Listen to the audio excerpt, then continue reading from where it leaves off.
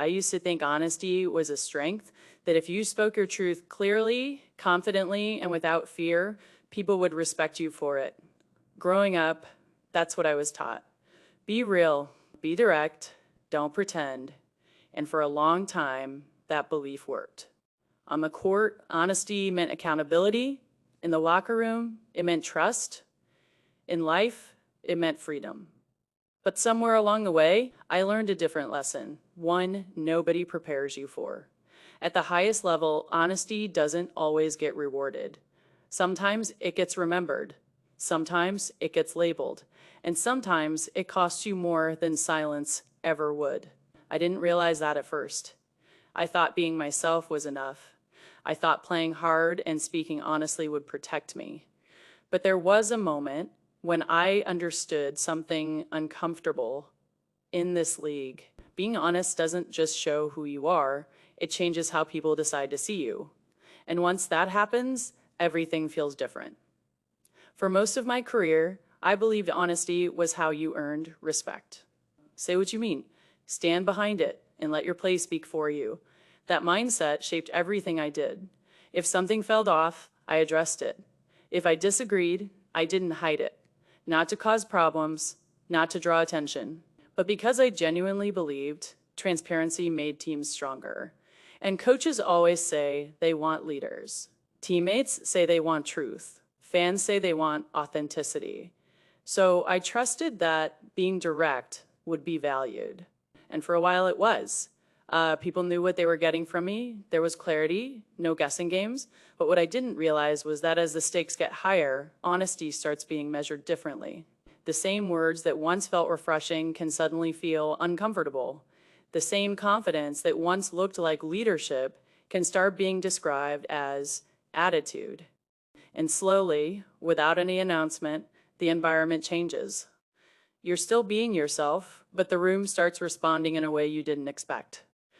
That's when I started to sense that honesty, at this level, isn't just about truth, it's about timing, tone, and how much honesty people are actually ready to hear.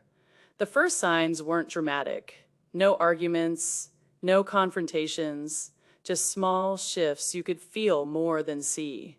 Conversations got shorter, feedback became vague, the same words I'd always used suddenly landed differently, and that's when it hit me. Nothing about what I was saying had changed, but how it was being received had.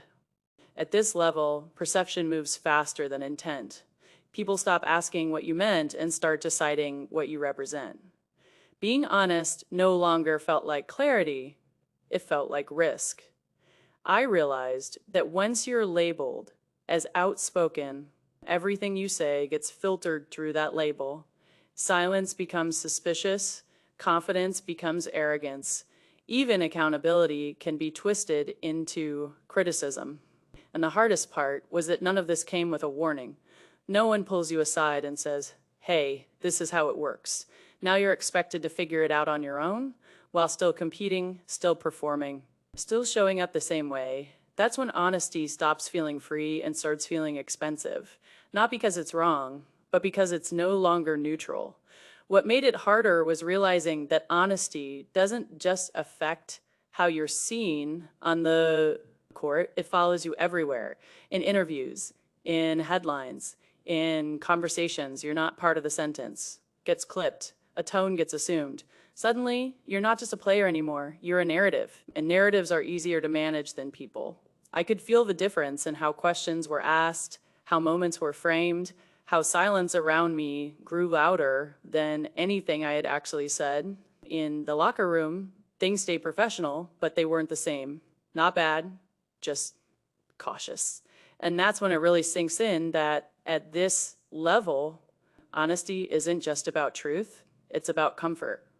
How comfortable your truth makes other people feel, how well it fits into the image they already have in their heads. And when it doesn't fit, even slightly, you start realizing that being honest can quietly push you to the edge of conversations without anyone ever telling you why. That's when I started questioning myself in ways I never had before. Not my work ethic, not my competitiveness, but my voice. I'd replay moments in my head, wondering if saying less would make things easier, if choosing silence would protected me more than speaking up ever could. And that's a dangerous place to be, because when you start editing yourself too much, you slowly lose clarity about who you are. Honesty used to feel like freedom. Now it felt like something I had to manage. I learned to pause longer before answering, to weigh reactions before words, to calculate how something might sound instead of whether it was true. And that mental load adds up. It drains you in ways that don't show up in box scores or highlights. You're still competing, still locked in, but you're carrying an extra layer of pressure, the pressure of being misunderstood. And the most frustrating part is knowing that if you explain yourself too much, it only reinforces the label you're trying to escape. So you keep moving, you keep playing, and you carry the weight quietly, hoping that eventually honesty will feel like strength again instead of something you have to defend. Over time, I realized the answer wasn't to stop being honest, but to understand the environment I was being honest in. This league rewards talent, yes, but it also rewards timing, restraint, and emotional intelligence. I learned that not every truth needs to be spoken immediately, and not every moment is meant for explanation. That doesn't mean you become fake. It means you become intentional. I started separating who I am from how I'm perceived. And that changed everything. I stopped letting reactions define my confidence. I stopped trying to correct every misunderstanding.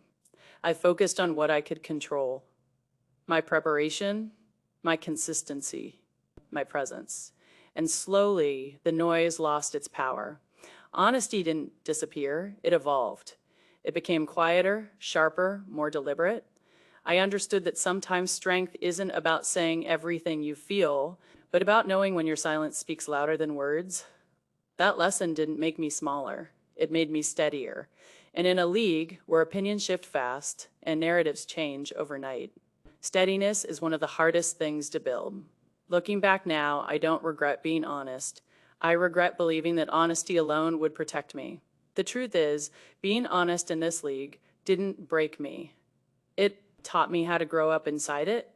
It showed me that confidence has layers, that leadership isn't always loud, and that respect doesn't always come from speaking the most, but from standing firm in who you are, even when things get uncomfortable. I learned that honesty isn't about saying everything you think. It's about knowing yourself well enough to choose when your voice matters most. And that lesson changed how I move, how I compete, and how I define strength. If you're watching this and you've ever felt punished for being real, understand this: honesty doesn't fail you. Environments test it. And learning how to stay true to yourself without letting the world harden and you is part of becoming complete. This isn't just a basketball lesson, it's a life one. And if this story resonated with you, stay here, subscribe. Because this channel isn't about noise or headlines. It's about the truth behind them